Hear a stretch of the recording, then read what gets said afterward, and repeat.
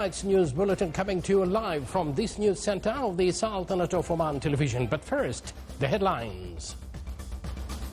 Algeria completes its preparations for a state visit by His Majesty the Sultan tomorrow Sunday. And dozens are killed in Israeli shelling targeting areas in Gaza as international organizations warn of the collapse of the humanitarian situation in the Strip.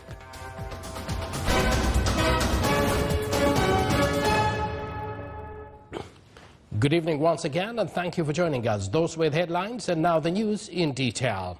The People's Democratic Republic of Algeria has completed its preparations to receive His Majesty Sultan Haytham bin Tariq on a state visit, during which he will meet with His Excellency President Abdul Majid Tebboune, President of Algeria, to bring views closer on regional and international issues and to enhance economic and investments cooperation between two countries and brotherly peoples. This state visit by His Majesty stresses on the deep-rooted relations between both countries, as well as opens the opportunity for more partnerships. The visit program will include a number of topics and significant files of joint interest on both international and regional levels, in addition to agreements in the field of oil, gas, renewable energies, agriculture, industry and commerce. The two countries will also focus on the marine transport field to study a navigation line between the Sultanate of Oman and Algeria. During the visit, the two leaders will also exchange points of view on various issues, as well as signing on a number of agreements and memorandum of understanding.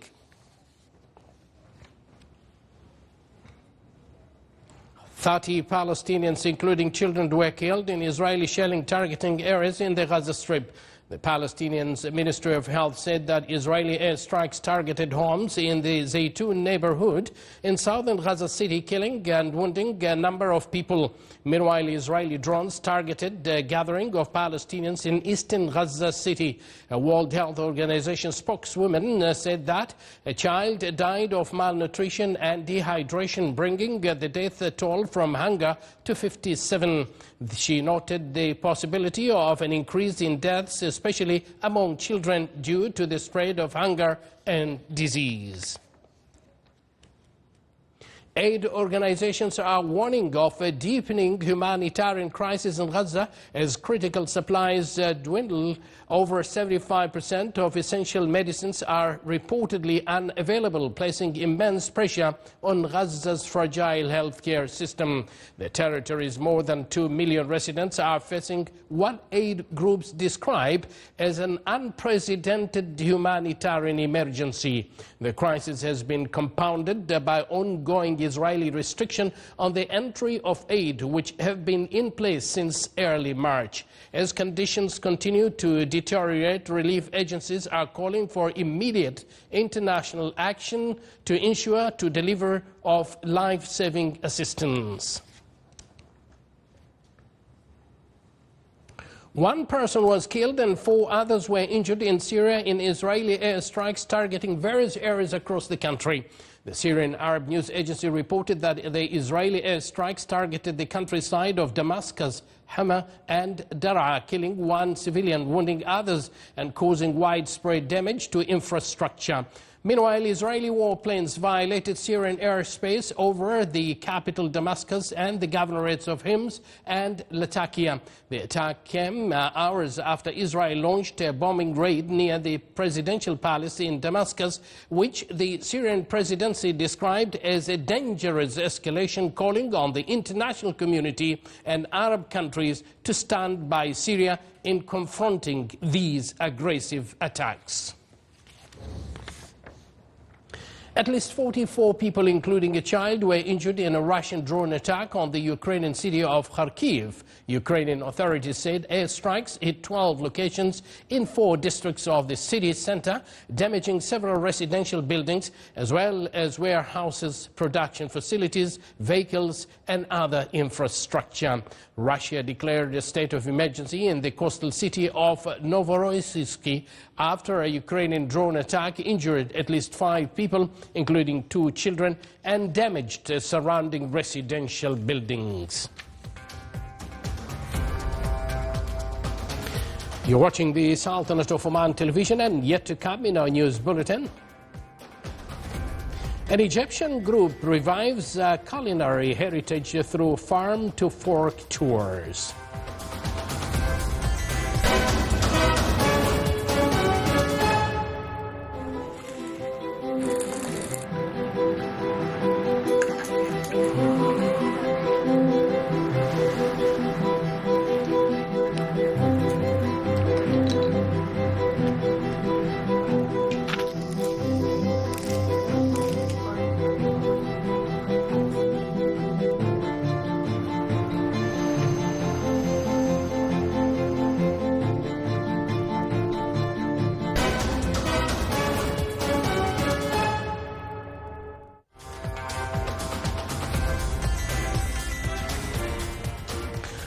Welcome back to the news from the Sultanate of Oman television.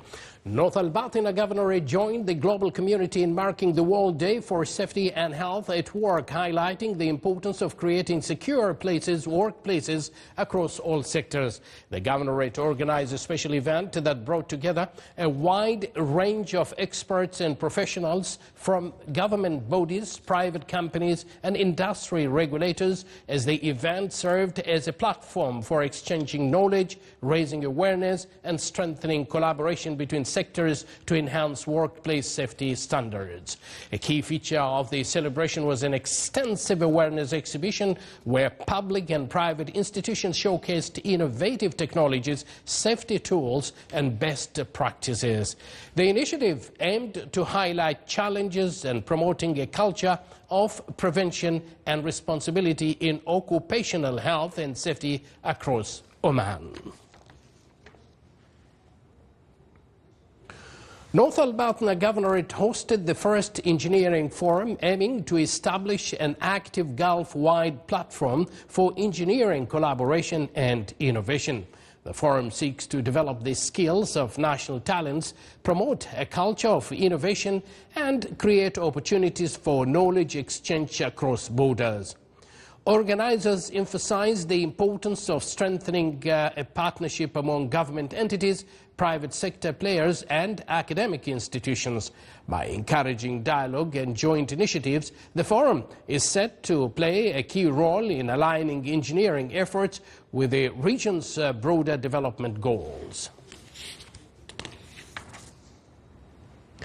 The Governor of Dakhliya received senior officials from the Ministry of Economy and the Tender Board during a field visit to review the progress of development and investments projects across the Governorate.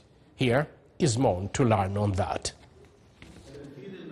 As part of the Governor's development program, the Office of the Dakhliya Governor held an extended meeting with the Minister of Economy and the Secretary General of the Tender Board to assess the progress of the development and investment projects in the Governorate. The discussions focused on how to capitalize on the Governorate's distinctive potential to support long-term sustainable growth. We are pleased today to visit a lot of projects here, whereby we reviewed the percentage of ICV. There is a very positive number. We are really happy about most of this KPI been achieved through those projects. Specialists presented a detailed update on the ongoing projects, highlighting the status, financial breakdowns and future priorities. Officials emphasized that implementation is moving forward steadily, in line with the national goals to improve infrastructure, services and economic opportunities across the Governorate. The visit also included site inspections of key projects currently underway, among them Nizwa Public Park, the Dakhliya Boulevard, the Integrated Public Transport Hub, and the entrance development in Nizwa.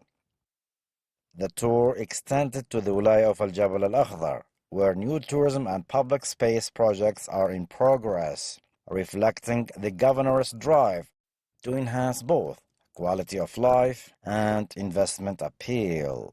From strategic planning to on-site execution, Ad-Dakhliya's development plan is advancing with purpose, setting the pace for sustainable local growth. Reporting from the Wilaya of Nizwa, this is Salih Abu Khalfan al-Rahbi, Ad-Dakhliya Governorate. Is Muscat's skyline bathed in golden light, the 29th Muscat International Book Fair closed its final chapter, leaving behind a vibrant celebration of culture, knowledge and imagination that drew record crowds and ignited literary passions across generations. This afternoon I was there and I made this report. As the sunset of Muscat, a final wave of eager book lovers swept through the halls of the Oman Convention and Exhibition Center, closing the chapter on one of the Sultanate's most vibrant cultural showcases, the 29th Muscat International Book Fair. Taking center stage this year was North Ash-Sharqiya Governorate, the guest of honor, captivating visitors with its rich heritage, folk traditions and literary treasures, bridging past and present in every corner of its exhibit. Held under the banner Cultural Diversity Enriching Civilizations, the fair brought together 674 publishers from 35 countries, displaying more than 681,000 titles, including over 27,000 Omani publications. With a record-breaking 70,000 visitors in a single day, the event proved that Oman's passion for reading is alive and thriving. I just went through the exhibition and I saw the books, and it was actually very marvelous. It's nice to see that how people represent their countries. They're coming all over the world to come here and represent. And I saw so many great things, like the books. It's very nice. They got it from every. If you have a different personality, there's a book for you. If you have another personality, there's a book for you. You can find yourself in every book. I am really thrilled to see that Oman is doing this kind of exhibitions, and I've looked every corner to find variety of books. As you can see, I've bought variety as Islamic, English and Arabic. I can't wait to get home and read all of them and know the knowledge of the world. I'm very happy to be here. I was looking for a poem book and I get one. I'm so happy about it. One of the fair's standout literary was Al-Burtughaliyun fi Bahr Oman, the Portuguese in the Sea of Oman, a compelling historical account that documents key events and maritime encounters between 1497 and 1757, shedding light on a crucial era in Oman's coastal legacy. Innovation met imagination with the debut of an AI-powered assistant, offering visitors smart guidance and seamless interaction across the venue. And shining bright among the literary stars was 15-year-old Aysal Wahid, a Muscat-based author with 8 books already available on Amazon, proof that the future of Omani storytelling is gifted hands. Numerous interactive teaching stations also offered hands-on educational activities for children and adults alike. The book exhibition was truly exceptional. I thoroughly enjoyed exploring every corner and was thrilled to find such a wide variety of books.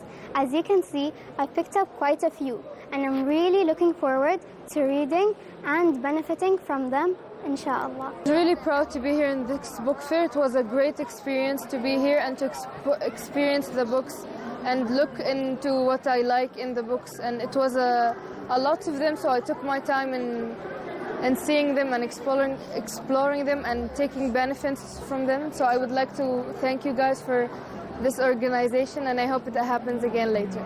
I'm very grateful to visit the exhibition. It has a lots of activities, lots of books for me and my colleagues, and it can develop us too. With its unique blend of tradition, technology and creativity, the Muscat International Book Fair 2025 wrap-up is more than just an exhibition. It became a celebration of voices, visions and timeless power of books.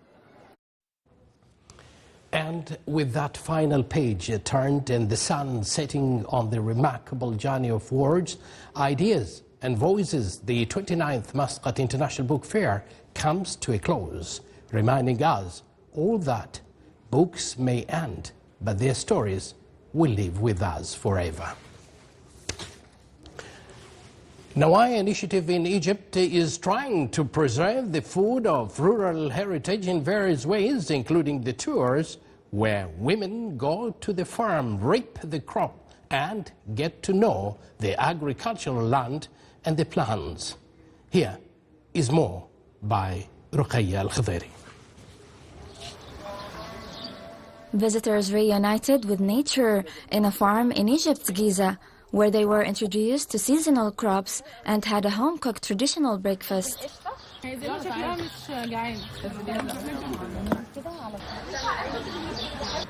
The day trip is part of activities sponsored by Nawaya, which is a non-profit initiative aimed at preserving traditional knowledge, practices, and the stories behind Egypt's culinary heritage. The initiative started in 2011 in Bedrashan area with a project to support farmers who own small portions of land. In 2019, the group worked on rural heritage project in the same area to document traditional recipes and engage rural women in a food tourism experience. Through these trips, it's very important to go back to nature to understand the crops and understand that there is something called crop seasonality. In the city, we somehow live separated from the agricultural land. Everything is available in the supermarket all year long, so we lost part of the knowledge that the local communities, especially the rural ones, have in regard to the traditional dishes, which are necessarily tied to the seasonality of crops. Over the years, Nawaya trained 300 women on healthy nutrition standards using traditional food. Of these women, 25 have been working with Nawaya Kitchen, offering visitors a comprehensive culinary experience. They also sell homemade products such as cottage cheese, butter, and bread, aiming to spread the culture of preserving traditional food and economically supporting rural women. The group has also trained various NGOs around the country to start their own food tours. From Egypt, back to Muscat here. This is the Sultanate of Oman television. Before we end tonight's bulletin, here are the main points once again. Algeria completes its preparations for a state visit by His Majesty the Sultan tomorrow, Sunday. And dozens are killed in Israeli shelling targeting areas in Gaza as international organizations warn of the collapse of the humanitarian situation in the Strip. And with that, we do conclude this news bulletin that came to you live from this news center of the Sultanate of Oman television, directed by Mohammed Al-Mahrouqi and chief editor Abdul Latif Al-Balushi. From me, Abdullah bin Ahmed Al-Rubai, together with the entire news team, we thank you for joining us, wish you a pleasant evening, and good night to all of you.